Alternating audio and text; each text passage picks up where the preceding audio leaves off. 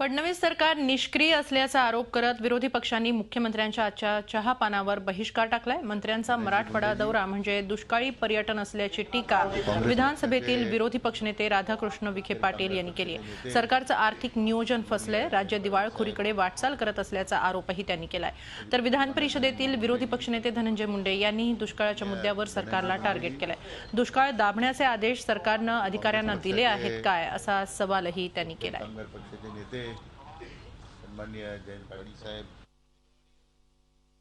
माननीय प्रधानमंत्र्यांनी मनरेगाबद्दल जे भाष्य केलं होतं, शेवटी त्याची काँग्रेस पक्षावर टीका केली होती, परंतु त्याच मनरेगाचा आधार या अर्थसंकल्पामध्ये आज केंद्र सरकारला घ्यावा लागला। मला वाटतं राज्य सरकारच्या डोळ्यात सुद्धा जे अंजन घातल्यासारखं आहे।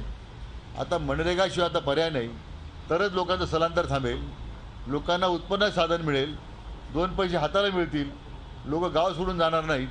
मला असं वाटतं या सगळ्या बाबतीमध्ये शासनाची जी एकूणच मानसिकता आहे ती पूर्णपणे नकारात्मक आहे।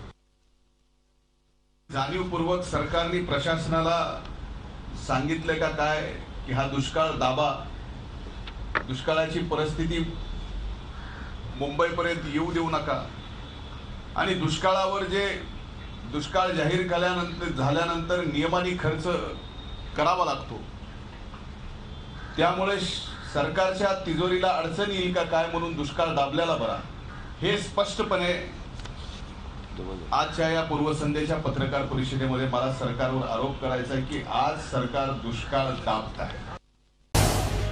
झी 24 तास रहा एक पाऊल पुढे।